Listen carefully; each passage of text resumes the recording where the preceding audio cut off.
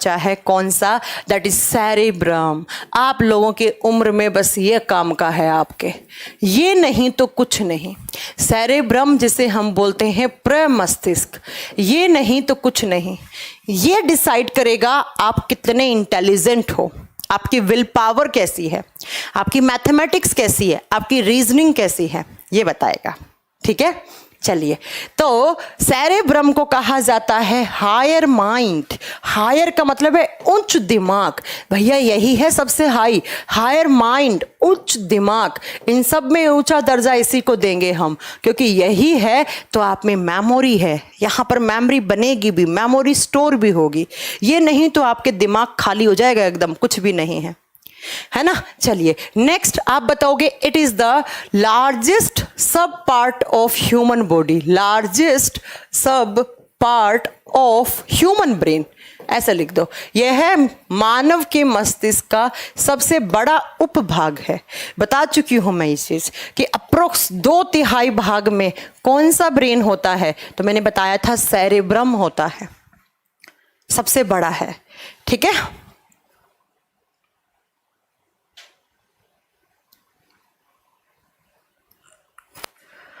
समझ जाएंगे ये चीज, किसको हायर माइंड, इसी को कहा जाता है इंटेलिजेंट माइंड, क्योंकि यही आपको बुद्धि देगा। इंटेलिजेंट माइंड भी पूछ ले, बुद्धि प्रदान करने वाला, जो ब्रेन का वो हिस्सा जो आपको बुद्धि दे रहा है।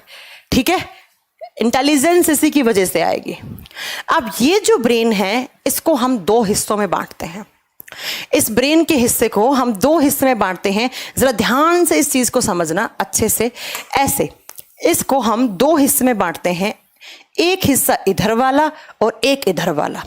जो मैंने ये वाला हिस्सा बनाया है इसे कहा जाता है बच्चों हिप्पोकैम्पस। इसे क्या कहा जाता है? हिप्पोकैम्पस।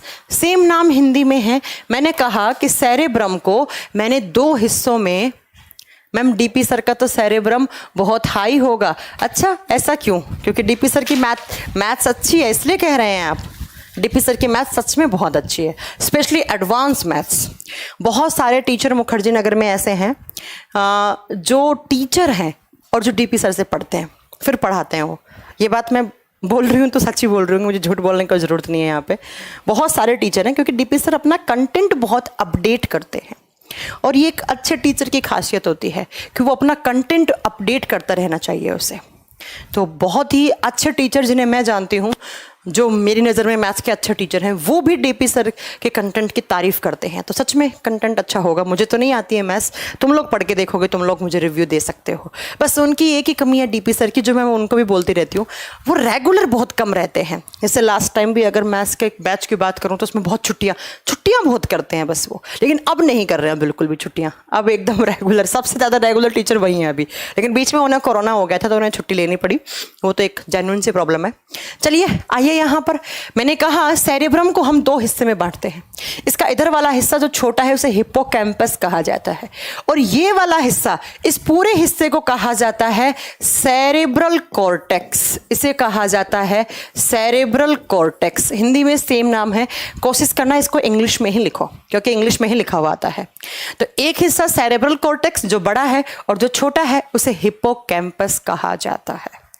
अब ये सेरेब्रल कॉर्टेक्स है, ये 4 हिस्सों में बंटा हुआ होता है ऐसे 1 2 3 4। ठीक है, 1 2 3 4 ऐसे।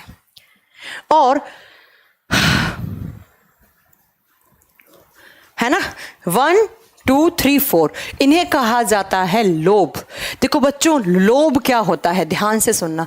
लोब का मतलब होता है किसी भी एक ब्रेन के पार्ट का हिस्सा जो अलग अलग दिखने में अलग अलग है लेकिन आपस में सेल्स या टिश्यूज या न्यूरॉन्स के थ्रू जुड़े हुए होते हैं, उन्हें कहते हैं हम लोब। ये दिखने में अलग हैं लेकिन मैं आपको बता देती हूं, है ये एक ही, आपस में सेल्स और टिश्यूज के थ्रू जुड़े हुए हैं, तो इन्हें लोब कहा जाता है। हम इन्हें 4 भागों में बांटते हैं। कौन कौन सा? तो सबसे पहले वाली लोब को बोलते हैं फ्रंटल। बच्चों इंग्लिश में ही लिखना, हिंदी में होता ही नहीं है इसका हिंदी कुछ भी। Frontal lobe. दूसरी आती है पैरिएटल लोब और तीसरी आती है यहां पर ओसिपिटल लोब। ओसिपिटल लोब, पहले टेम्पोरल लिख लो, टेम्पोरल लोब, और 4 नंबर पे आता है ओसिपिटल लोब। तो मैंने क्या कहा, किसी बच्चे को अगर कंफ्यूजन है तो मैं दूर कर देती हूं कि जो सेरेब्रम, ये टोटल सेरेब्रम है, ये पूरा का पूरा सेरेब्रम है। सेरेब्रम को हम 2 हिस्सों में बांटते हैं। इधर वाला हिस्सा हिपोकैम्पस कहलाता है और इधर वाला सेरेब्रल कॉर्टेक्स कहलाता है। सेरेब्रल कॉर्टेक्स को हम आगे 4 लोब में डिवाइड करते हैं, frontal lobe, parietal lobe, temporal lobe, occipital lobe. अब ये लोब अलग अलग फंक्शन करती हैं जो आपसे एग्जाम में पूछा जाता है। ठीक है, हाँ, जीत यादव राव कह रहे हैं मैम ब्रेन को 2 हेमिस्फेयर में होता है, तो ये पार्ट्स भी 2-2 होता है। बच्चा हेमिस्फेयर इसी को कहा जाता है। देखो ये इधर वाला हिस्सा, इधर वाला, एक आपका नॉर्थ वाला, एक आपका साउथ वाला। नॉर्थ साउथ नहीं, लेफ्ट राइट नाम देते हैं इन्हें। और ऐसा कहा जाता है लेफ्ट वाले को राइट वाला कंट्रोल करता है, राइट वाले को लेफ्ट वाला कंट्रोल करता है। ठीक है जीत, चलिए आइए यहां पर। तो फ्रंटल, पैराइटल, टेम्पोरल, ओसिपिटल, इन सब के आपसे एग्जाम में फंक्शन पूछे जाते हैं। ये चारों लोब अलग अलग काम करती हैं, बाद में हिपोकैम्पस के पढ़ेंगे। तो सबसे पहले आप लिखेंगे function of frontal lobe 1 number पर। ये फ्रंटल लोब क्या क्या काम करती है। तो जब मैं फ्रंटल लोब की बात करती हूं तो फ्रंटल लोब बहुत अच्छे काम करती है आपके बॉडी में। क्या क्या काम करेगी? सबसे पहला इमेजिनेशन पावर। जब भी आप किसी चीज की कल्पना करते हैं तो वो कल्पना करवाने का काम कौन सी लोब करवाती है? Frontal lobe. नेक्स्ट, यही डिसाइड करती है आपकी विल पावर। विल पावर का मतलब होता है इच्छा शक्ति, किस काम को करने के प्रति आपकी कैसी विल पावर है, जल्दी से आपको गिव अप नहीं करने देती। ठीक है, इसके अलावा नेक्स्ट, यही ब्रेन की जो लोब है ये प्रॉब्लम सॉल्विंग का काम करती है, समस्याओं का हल करती है। ये जैसे आपके सामने कोई प्रॉब्लम आ गई तो उस प्रॉब्लम को कैसे फेस करना है और उसको कैसे सॉल्व करना है, ये काम किसका होता है आप बताओगे? फ्रंटल लोब का होता है। नेक्स्ट, यही लोब काम करती है डिसीजन मेकिंग का, किस टाइम पर कैसा डिसीजन लेना चाहिए। जैसे आपने 12th क्लास पास की होगी तो 12th के बाद मुझे क्या करना है ना, मुझे कॉमर्स लेनी है, मुझे मैथ साइंस लेना है, क्या लेना है मुझे। ठीक है, इसके अलावा नेक्स्ट ये काम करती है क्रिएटिविटी, रचनात्मक। जैसे आपकी क्रिएटिविटी कैसी है? कुछ लोगों की क्रिएटिविटी मतलब ड्राइंग में अच्छे होते हैं, कुछ लोग पेंटिंग वगैरह करते हैं, कुछ लोगों की अलग अलग क्रिएटिविटी होती है। किसी को साइंस बायोलॉजी में पढ़ना और उस एक्सपेरिमेंट को करना, ये भी कुछ लोग क्रिएटिव होते हैं।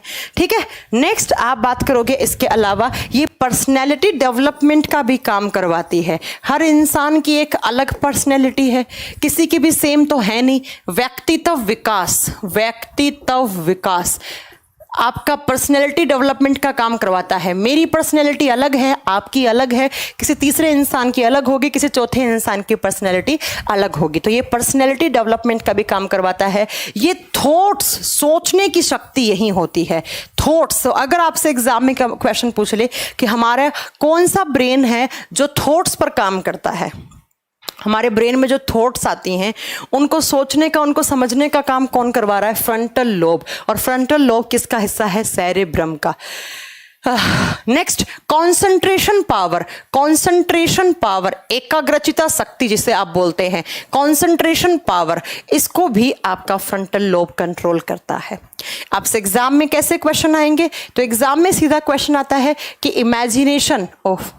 Imagination, will power, problem solving, decision making, creativity, personality development, thoughts या कंसंट्रेशन पावर, इनमें से कोई भी एक काम पूछ ले और पूछ ले बच्चा कि इनमें से कौन सा काम किस लोब के द्वारा होता है, तो मुझे लगता है आप सारे के सारे बच्चे आंसर कर दोगे उस चीज़ का, अगर आ जाएगा तो। ठीक है, अब बच्चा आपने एक मूवी देखी होगी, मैंने कहा हर इंसान की एक पर्सनैलिटी अलग होती है और इस पर कौन काम करता है? इस पर हमारा फ्रंटल लोब काम करता है। आपने एक साउथ की मूवी देखी होगी अपरिचित, जिसका शायद पार्ट 2 या कोई हिंदी में बन रही है, वो अभी टॉलीवुड मतलब साउथ की बनी हुई मूवी है। उस अपरिचित में क्या होता है? एक इंसान की पर्सनैलिटी ड्यूल दिखाई है। ड्यूल का मतलब है कभी वो अच्छा बनता है, कभी वो बुरा बनता है, कभी वो अच्छा बनता है, कभी वो बुरा बनता है। ठीक है, तो तो वहां पर क्या होता है, उस इंसान की फ्रंटल लोब जो है वो क्षतिग्रस्त हो जाती है। जब किसी इंसान की फ्रंटल लोब डैमेज हो जाती है, मान लो प्रॉपर काम नहीं करती है, तब उस इंसान की खुद की कोई पर्सनैलिटी नहीं बचती है और उसे हो जाता है MPD। MPD का मतलब होता है मल्टीपल पर्सनैलिटी डिसऑर्डर। मल्टीपल का मतलब है ज़्यादा, मतलब वो इंसान अगर अच्छे इंसानों के बीच में बैठेगा तो वो अच्छा सोचेगा, उसकी पर्सनैलिटी अच्छी आएगी। अगर वो खराब लोगों के बीच में बैठेगा तो उसको खराब लोगों जैसी आ जाएगी। तो मैंने ये कहा कि जब आपकी फ्रंटल लोब प्रॉपर तरीके से काम नहीं करती है तो किसी भी इंसान की जो पर्सनालिटी है उसकी वो पर्सनालिटी नहीं बचती है और वो जैसे लोगों में बैठता है, जैसे लोगों में उठता है, उसकी पर्सनालिटी कैसी हो जाती है वैसी। उसे कहते हैं MPD, multiple personality disorder. Next, यही जो आपकी ब्रेन है का लोब है, यही बताता है, यहीं पर होती है मेमोरी फॉर्मेशन। मेमोरी फॉर्मेशन का मतलब है, अभी फिलहाल आप बोर्ड पर कोई भी एक शब्द पढ़ रहे हो, जैसे आपने सेरेब्रल कॉर्टेक्स पढ़ा तो आपके ब्रेन में एक मेमोरी बन रही है कि भैया सेरेब्रल कॉर्टेक्स में हमने पढ़ाया था, इधर लेफ्ट में लिखा था, सेरेब्रम का हिस्सा था, है ना, उसके 4 लोब थी। तो काइंड ऑफ ऐसी मेमोरी जो है वो कहाँ बनती है, तो हमारी फ्रंटल लोब में बनती है। सिर्फ बनी है मेमोरी, स्टोर नहीं होती है। ठीक है, तो ये सार MPD का मतलब क्या होता है, मल्टीपल पर्सनैलिटी डिसऑर्डर। ये बीमारी है एक, जिसमें इंसान की खुद की पर्सनैलिटी गायब हो जाती है, जैसे लोगों के बीच में बैठता है उठता है, जैसे अपरिचित मूवी में दिखाया, उसमें आप देख लीजिएगा। ठीक है, नेक्स्ट अब हम बात करते हैं फ्रंटल लोब के बाद पैराइटल लोब। फ्रंटल लोब के बाद पैराइटल लोब।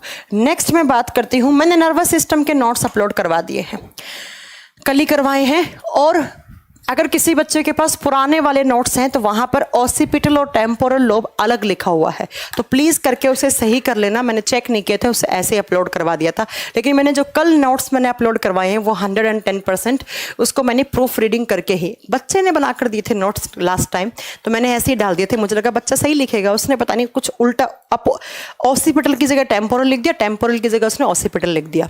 तो जो मैं पढ़ा रही हूँ सिर्फ आपको वही समझना है, ठीक है, वही आपके कॉपी में नोट करना है आपको। नेक्स्ट लिखेंगे हम 2 नंबर पर पैराइटल लोब। कौन सी है, पैराइटल लोब। ये क्या काम करती है, इस लोब के क्या क्या काम होते हैं। 1 मिनट रुकिएगा, थोड़ा सा पानी P low.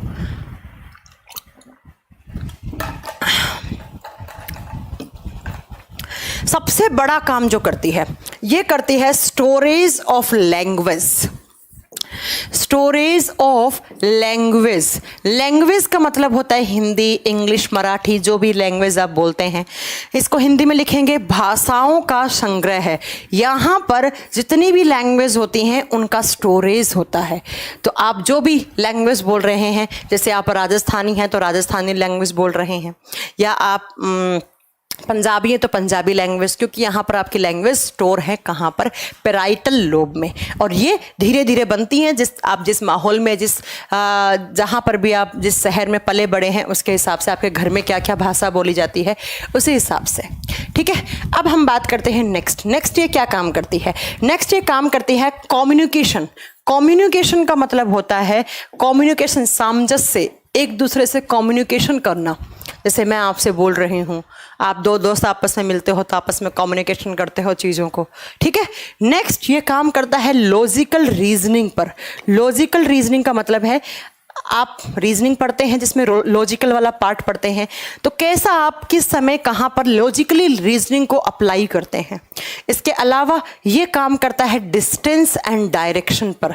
Distance and direction का मतलब होता है डिस्टेंस, डायरेक्शन एंड स्पीड, तीनों लिख लो। दिशा, दूरी एंड स्पीड का मतलब होता है चाल। देखो, डिस्टेंस, डायरेक्शन, स्पीड का मतलब क्या है। मैं यहाँ से जयपुर जाना है मुझे, तो मैं जयपुर वाले ही हाईवे पे जाऊँगी। कभी ऐसा होता है कि मैं जयपुर जाने की बजाय मैं कोलकाता वाले हाईवे पे चली जाऊँ। क्यों? क्योंकि मेरे दिमाग में जो मेरी पैराइटल लोब है वहाँ पर जयपुर वाले रास्ता स्टोर है पहले से, तो मुझे पता है मुझे इसी रास्ते पर जाऊँगी तो मैं जयपुर जा पाऊँगी। फिर मैं जयपुर जाके ही क्यों रुक गई, क्योंकि मुझे पता है मुझे इतना ही डिस्टेंस कवर करना था। जयपुर में मेरा घर है, मैं वहाँ चली जाऊँगी, ना कि जयपुर से मैं अजमेर चली जाऊँगी। और फिर किस स्पीड से क्या स्पीड होगी मेरी गाड़ी चलाने की।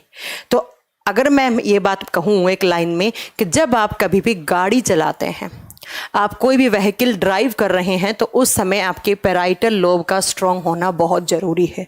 क्योंकि जब आप गाड़ी चला रहे हैं तो आपको डायरेक्शन भी मालूम होना चाहिए, कितने डिस्टेंस के साथ जाना है और किस स्पीड से आपको गाड़ी चलानी है। तो ये कब काम आती है पैराइटल लोब? जब आप गाड़ी चलाते हैं, तब जब आप किसी से कम्युनिकेशन करते हैं। आप देख रहे हैं बहुत सारे बच्चे बहुत शर्मीले स्वभाव के होते हैं, वो अच्छे से कम्युनिकेशन नहीं कर पाते हैं अपने पेरेंट्स से भी या अपने किसी भी दोस्त वोस्त से, ठीक है, तो क्योंकि उनके पैराइटल लोब उन्हें अलाउ नहीं करती हैं। स्टोरीज ऑफ लैंग्वेज, यहाँ पर लैंग्वेज स्टोर होती है।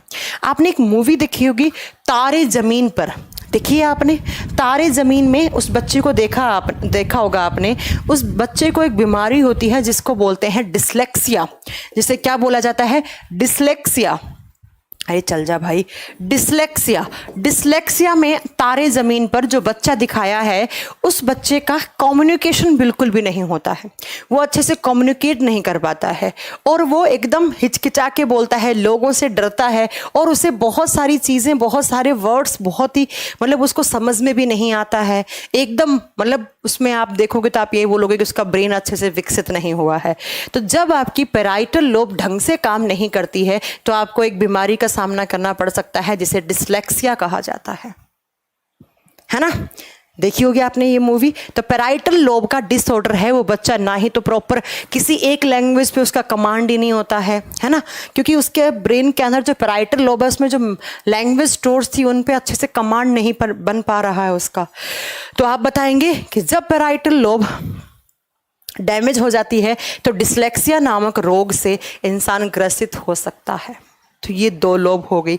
तीसरा लोब हमने लिखा है टेम्पोरल लोब, या कौन सा पहले कोई सा ही पढ़ लो, ऑसिपिटल पढ़ना है तो ऑसिपिटल पढ़ लो। तीसरा पढ़ोगे आप ऑसिपिटल लोब क्या काम करता है। ऑसिपिटल लोब काम करता है जब आपका ब्रेन सबकॉन्शियस है। देखो बच्चों, आपका ब्रेन 3 स्टेज में होता है। जनरली हमारा दिमाग 3 स्टेज में पाया जाता है। वो कौन कौन सी स्टेज? देखिए कौन कौन सी। सबसे पहला है कॉन्शियस। कॉन्शियस का मतलब है फिलहाल मेरा और आपका ब्रेन है वो कॉन्शियस स्टेज में है, चेतना। बिल्कुल ठीक है, एकदम कॉन्शियस होके आप पढ़ रहे हो, मैं पढ़ा रही हूँ। दूसरा आता है सबकॉन्शियस। सबकॉन्शियस का मतलब होता है अर्ध चेतना, मतलब दिमाग है लेकिन वो रेस्ट कर रहा है। ये कब आता है सबकॉन्शियस में? जब आप सो रहे हैं, आप नींद में हैं, तो आपका दिमाग तो है और दिमाग थोड़ा बहुत दिमाग काम भी कर रहा है, प्रॉपर एकदम ऐसा नहीं है कि आप बेहोश हो गए सो गए। तो सबकॉन्शियस स्टेज किसे कहा जाता है? जब आप नींद में होते हैं। तो नींद में होते हैं तो आप सपने भी देखते हैं और आपको अगर कोई इंसान नींद में आप सो रहे हैं आपको आवाज़ देता है तो आप अचानक से जाग जाते हैं, उठ भी जाते हैं। तो ये होता है सबकॉन्शियस स्टेज। नेक्स्ट मैं बता देती हूँ आपको, नेक्स्ट होता है अनकॉन्शियस। अनकॉन्शियस का मतलब होता है बेहोशी, बेहोश हो जाते हैं आप।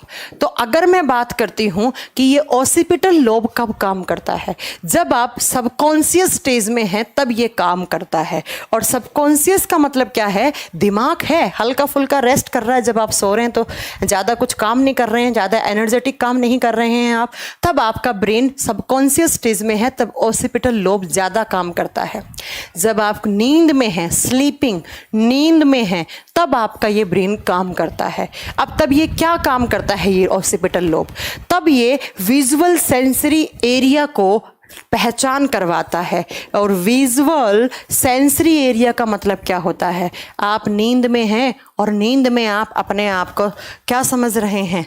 जॉन सेना समझ रहे हैं और आप लोगों को मार रहे हैं, मार धाड़ कर रहे हैं, एकदम आपको बढ़िया सपना आ रहा है।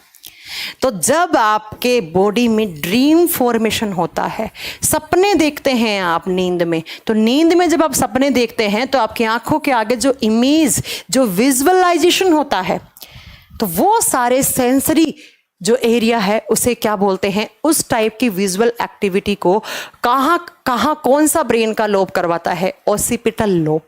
बेसिकली मैं ये कह दूं कि सपने बनते हैं, यहाँ पर सपने बनते हैं, और सपने जब बनते हैं तो जब आप सपने में किसी इंसान को देख रहे हो, किसी जगह गए उस जगह को देख रहे हो, ताजमहल आया आपके सपने में, या आपके सपने में अकबर आया, आपके सपने में सलमान खान आया, आपके सपने में प्राइम मिनिस्टर मोदी जी आए, कोरोना आया, तो ये सारी की सारी इमेजेस हैं, ये सारी इमेजें ड्रीम फॉर्मेशन का, और जो आकृतियां या इंसान के फेस आ रहे हैं, तो जितनी भी विजुअल एक्टिविटी हो रही हैं उन सबको करवाना किसका काम है, ऑसिपिटल लोब का काम है। किसका काम है, ऑसिपिटल लोब का काम है। धनंजय वो अलग चीज होती है, टेंटोरियम सेरेबेली। नेक्स्ट अब हम बात करते हैं डी वाले ऑप्शन पे, लास्ट कौन सा ब्रेन का, हाँ देखो वैसे आप अगर बात करें ना ऑसिपिटल लोब के अंदर जहां पर विजुअल एक्टिविटी हो रही होती है धनंजय, उसे कहते हैं टेंटोरियम सेरिबेली। लेकिन जहां पर विजुअल एक्टिविटी होने के बाद जो आपको सपना बन सा रहा है उस सेंसरी एरिया को कहते हैं ऑसिपिटल लोब। खैर आप इतना नहीं समझ पाओगे धनंजय, आप इतना छोड़ दो, कोई दिक्कत नहीं है पढ़ के। अब हम बात करते हैं नेक्स्ट डी नंबर पर। डी नंबर पे क्या है, तो टेम्पोरल लोब। और टेम्पोरल लोब भी कब काम करता है, जब आप सबकॉन्शियस स्टेज में है आपका ब्रेन।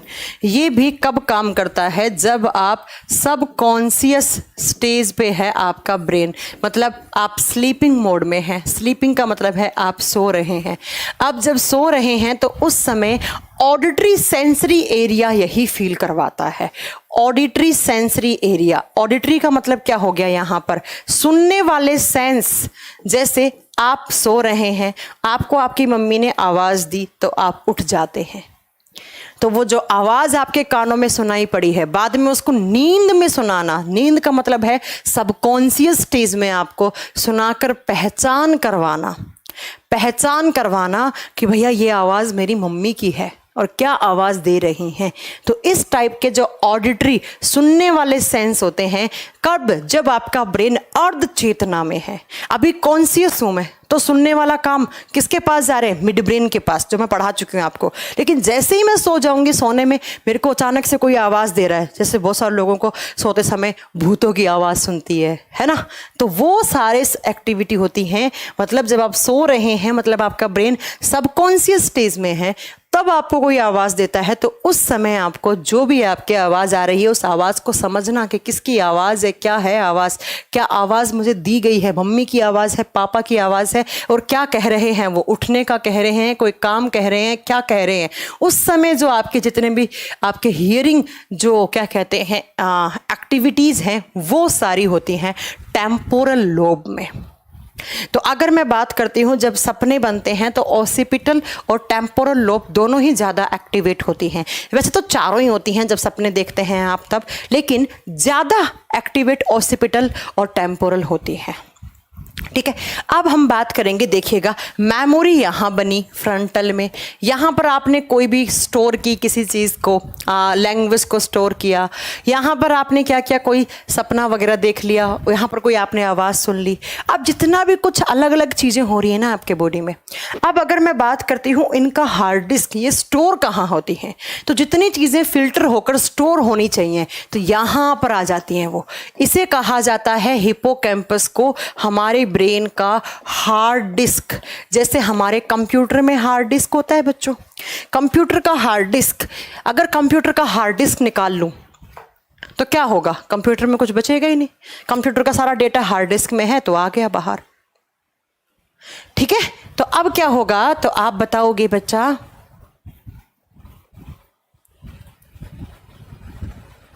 मैम सच में भूत होते हैं क्या, मुझे नहीं पता राखी, मैंने तो कभी देखे नहीं है। तो हिपोकैम्पस को हम हमारे ब्रेन का हार्ड डिस्क बोलते हैं, क्योंकि यहाँ पर इमेज स्टोर होती है। आपने कोई आकृति देखी, जैसे इस पेन को देखा आपने, तो आपको पता है ये मार्कर है, इसे बोर्ड पे लिखा जाता है क्योंकि इसकी इमेज पहले से स्टोर है। या किसी का फेस, मतलब किसी का चेहरा, आपके मम्मी पापा दादा दादी नाना नानी सब रिश्तेदारों का आपको फेस आपको स्टोर है। ऐसे ही आ रही, बस में भी 2 मिनट में आ रही, इमेज हो गया, फेस हो गया, या कोई कोई सुनी हुई बात है वो यहाँ पे स्टोर हो रखी है। तो जितनी भी पुरानी चीज़ें हैं, जैसे किसी जगह का नाम, किसी जगह की इमेज, वो सारी की सारी आपकी यहाँ पर स्टोर होती हैं। इसीलिए हम इसे हमारे ब्रेन का हार्ड डिस्क कहते हैं। और अगर आपका हिपोकैम्पस प्रॉपर काम नहीं करेगा तो आपको एक बीमारी का सामना करना पड़ेगा, दैट इज एमनेसिया। और एमनेसिया क्या होता है? टोटल लॉस ऑफ मेमोरी, पूरे तरीके से याददाश्त का खो जाना। भैया अगर आपका हिपोकैम्पस खराब हो गया तो आप समझ रहे हो कोई भी आकृति नहीं याद रहेगी आपको, कहीं जा गए थे वो इंसिडेंट नहीं याद रहेगा, या किसी का फेस याद नहीं रहेगा, मम्मी है पापा हैं। तो आपने देखा होगा बहुत सारे सीरियल्स में किसी इंसान का एक्सीडेंट करवाते हैं, उसके बाद उसके दिमाग पे चोट लगती है, तो 1 घंटे के बाद उसको होश आता है, तो वो कहती है मैं आपकी मम्मी हूँ। तो कहता है कौन? आप मेरी मम्मी कैसे हैं? ऐसी आपने बहुत सारी स्टोरीज देखी होंगी। तो आप बताओगे कि मानसिंह क्या कंफ्यूज है, क्या कंफर्म करूं मैं, बताइए। तो एमनेसिया क्या होता है? टोटल तरीके से मेमोरी का लॉस होना, कुछ याद नहीं है, कौन रिश्तेदार था, कौन मम्मी थी, कौन पापा, कौन भाई बहन, कुछ याद नहीं है ना? नहीं राजू, नहीं नहीं नहीं, मैंने आपको कहाँ बताया है? अच्छा, क्या राजू का क्या क्या डाउट है, मैं एक बार देख लूं। तो हिपोकैम्पस में क्या होता है आप बताओगे बच्चों? हिपोकैम्प, ऑसिपिटल में डिस्टेंस डायरेक्शन नहीं होता है, मैंने यही कहा, ठीक है। मैम टेम्पोरल लोब पढ़ाइए। संतोष टेम्पोरल पढ़ा तो दिया, टेम्पोरल इससे ज्यादा कोई काम नहीं करता है। टेम्पोरल लोब, जब हाँ एक बच्चे ने पूछा मैम टेम्पोरल वो डिस्टेंस डायरेक्शन पे ऑसिपिटल लोब काम करता है क्या? जब आपका ऑसिपिटाइटल लोब काम नहीं करता है तब कुछ हिस्से में ऑसिपिटल लोब का थोड़ा सा पार्ट काम कर सकता है, ठीक है। सोमवीर कह रहे हैं कल की क्लास नहीं देख पा रहे हैं। कल मैंने क्लास नहीं ली थी, आपको क्या सेंस नहीं मालूम चल रहा कि जब मैं आज ब्रेन के पार्ट खत्म करवा रही हूं तो? हाँ जी, टेम्पोरल में सिर्फ इतना पढ़ना है साहू कि आपकी जब आप सबकॉन्शियस स्टेज में होते हैं तब आपका ये लोब काम करता है। और ये क्या काम करता है तब आप बताओगे? ऑडिटरी सेंसरी एरिया को कंट्रोल करता है। तो ये आपका सेरेब्रम, और सेरेब्रम के अलग अलग हिस्से थे जो मैंने आपको बता दिए हैं। सेरेब्रम के अलग अलग लोब हैं जो कैसे काम करते हैं।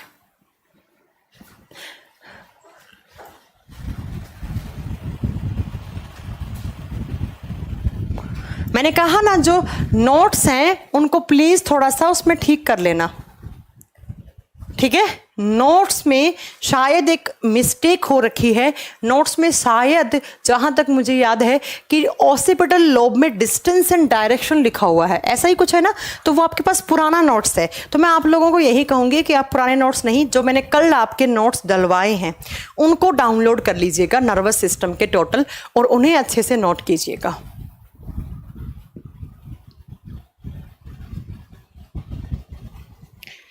आशीष कुमार कह रहे हैं मैम लोब अगर विकसित करनी है तो क्या करना चाहिए? आपको हेल्दी रहना चाहिए, ब्रेन की एक्सरसाइज करनी चाहिए, अच्छे न्यूट्रिएंट्स लेने चाहिए, योगा करना चाहिए, मेडिटेशन करना चाहिए। तो इन सब से आपके ब्रेन की हेल्थ अच्छी होती है, ठीक है।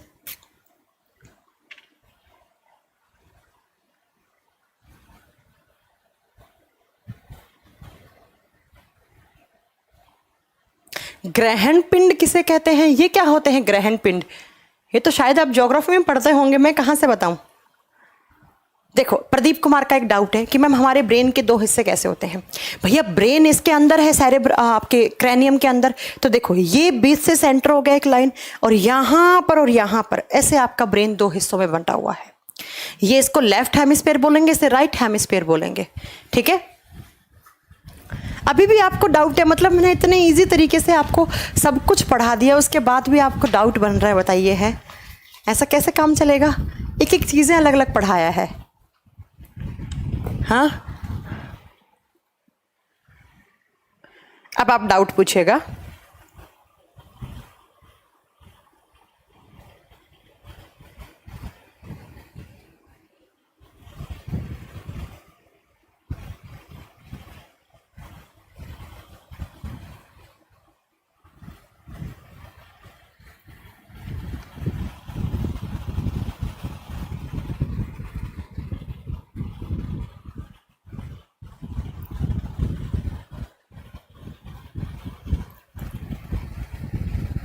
अच्छा, एक बच्चे का बहुत ही देर से एक डाउट आ रहा है कि मैम डाइंसेफेलोन क्या होता है, डाइंसेफेलोन क्या होता है।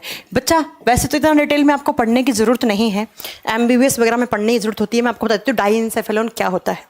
जैसे आपको मैंने बताया था कि ये जो फ्लावर वाला पार्ट होता है इसे हम क्या बोलते हैं, सेरेब्रम, और यहाँ पर आपका थैलेमस और इससे नीचे हाइपोथैलेमस, यहाँ पर आपका हाइपोथैलेमस होता है। और कुछ यहाँ पर एक स्ट्रक्चर पाई जाती है, जब आप बाहर से अपना दिमाग निकाल के देखोगे, जैसे आपने किसी का ब्रेन निकाला तो ब्रेन निकाल के उसके पार्ट नहीं पढ़ने हैं, उससे बाहर से आप आउटर व्यू देखोगे तो यहाँ पर आपको एक ब्रेन का एक अलग हिस्सा दिखेगा जो रोम्बेइंसेफेलोन, मेसोइंसेफेलोन, इन सबसे अलग होता है, इसे डाइंसेफेलोन कहा जाता है। और इसे आगे एपिथैलेमस, एपीहाइपोथैलेमस, इन सब में बांटा जाता है। जो थैलेमस, हाइपोथैलेमस इनसे ही रिलेटेड होता है, जुड़ा हुआ होता है। तो जो भी काम थैलेमस और हाइपोथैलेमस करते हैं वही काम के लिए डाइंसेफेलोन को ही काम में लिया जाता है। ठीक है, किसी बच्चे ने पूछा है तो मैंने बता दिया है।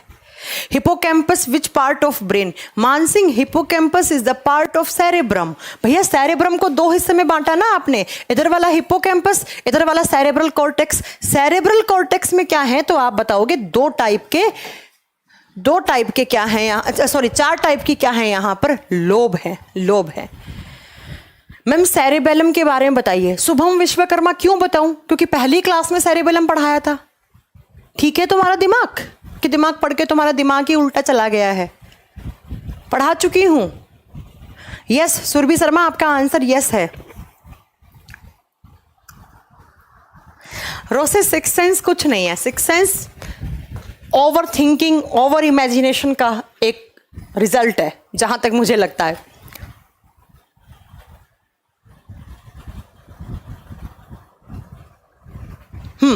और कोई पूछे डाउट? कल क्या करवाऊंगी, कल मैं न्यूरॉन की स्ट्रक्चर पढ़वाऊंगी।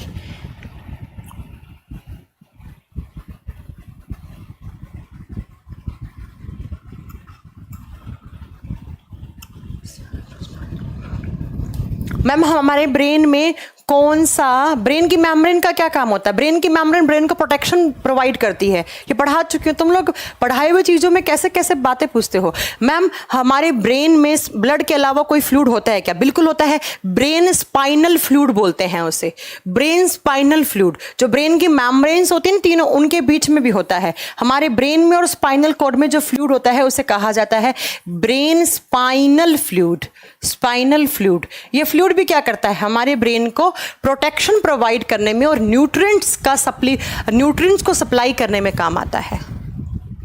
अब एक कह रहा है कि मैम जब इंसान पागल हो जाता है तो कौन सा ब्रेन खराब हो जाता है? सारे ही खराब हो जाते हैं। अच्छा स्टडी ऑफ ब्रेन क्या होता है? मानसिंह कह रहे हैं पोन्स के बारे में बताइए। क्या तुमने प्रीवियस क्लासेस नहीं देखी हैं क्या मेरी? मानसिंह कैसी बातें करते हो, पोन्स के बारे में अच्छे से पढ़ाया है मैंने।